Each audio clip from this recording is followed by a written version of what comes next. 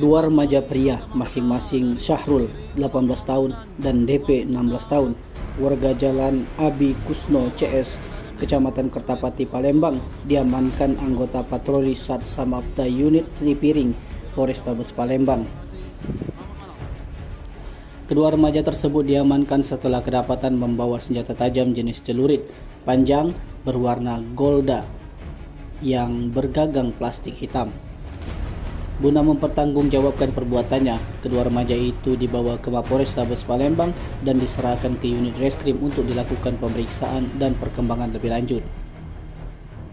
Mapolrestabes Palembang Kombes Pol Haryo Sugihartono didampingi Kasat Samapta AKBP Arif Wibowo melalui Katim Tipiring Aibtu Ferry Supriyadi mengatakan kedua remaja itu sudah saat ini berada di Jalan Gubernur Haji Bastari, tepatnya di depan gedung Mall Pelayanan Terpadu Satu Pintu, Dekra Nasda, Kecamatan Jakabaring, Palembang.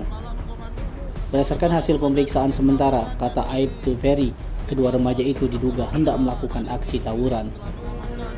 Saat ini keduanya berserta barang bukti senjata tajam sudah diserahkan ke unit reskrim Polrestabes Palembang guna pemeriksaan lebih lanjut.